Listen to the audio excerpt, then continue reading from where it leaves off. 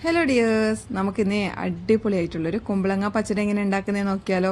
Kannur style സദ്യ special കുമ്പളങ്ങ പച്ചടിയാണ് കേട്ടോ. അപ്പോൾ ഇതെങ്ങനെ ഉണ്ടാക്കുന്നതെന്ന് നോക്കാം. ഞാനൊരു ചെറിയ കുമ്പളങ്ങയുടെ പകുതിയാണ് എടുത്തിട്ടുള്ളത്. നിങ്ങളുടെ കയ്യിൽ വലിയ കുമ്പളങ്ങയാണ്, ഒരു കാൽഭാഗമൊക്കെ എടുത്താൽ മതിയാവും. അതിനെ നമുക്കിതുപോലെ ചെറുതായി അരിഞ്ഞിട്ട് 2 പച്ചമുളകും 1 തണ്ട് കറിവേപ്പിലയും ചേർത്തിട്ട് ആവശ്യത്തിന് വെള്ളം ഒഴിച്ച് ഉപ്പും കൂടി ചേർത്തിട്ട് നമുക്കിതൊരു മീഡിയം ഫ്ലെയിമിലിട്ട് അടച്ചു വെച്ച് വേവിച്ചെടുക്കാം. നമ്മൾ മീഡിയം ഫ്ലെയിമിലിട്ട് തന്നെ വേവിക്കണം. ഹൈ ഫ്ലെയിമിലിട്ട് കഴിഞ്ഞാൽ വെള്ളം പെട്ടെന്ന് വറ്റിപ്പോവും, അതേപോലെ തന്നെ കുമ്പളങ്ങ വെന്തിട്ടുണ്ടാവില്ല.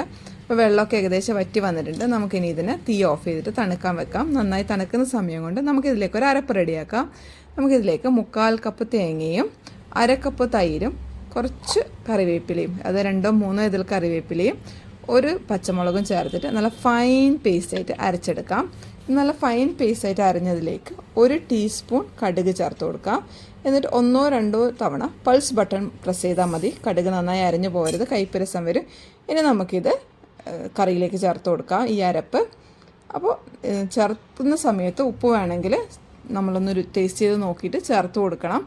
അതേപോലെ തന്നെ വെള്ളം വറ്റിയില്ലെങ്കിൽ കറി ലൂസായി പോകും കേട്ടോ, അതും കൂടെ ഒന്ന് ശ്രദ്ധിക്കണം ആദ്യം നമ്മൾ കുമ്പളങ്ങ വേവിക്കുന്ന സമയത്ത്. ഇനി നമുക്കിതിലേക്ക് താളിച്ച് ചേർക്കാം. വെളിച്ചെണ്ണയിൽ കടുകും കറിവേപ്പിലയും വറ്റൽമുളകും ചേർത്തിട്ട് നന്നായി ഒന്ന് മൂത്ത് വന്നതിന് ശേഷം നമുക്കിത് കറിയിലേക്ക് ചേർത്ത് കൊടുത്തു കഴിഞ്ഞാൽ അടിപൊളി രുചിയുള്ള നമ്മുടെ കുമ്പളങ്ങ പച്ചടി റെഡി ആയിട്ടുണ്ട്. അപ്പോൾ ഇതെല്ലാവർക്കും ഇഷ്ടപ്പെട്ടെന്ന് വിചാരിക്കുന്നു. നമുക്കിതുപോലൊരു വീഡിയോ ആയിട്ട് വീണ്ടും കണ്ടുമുട്ടാം.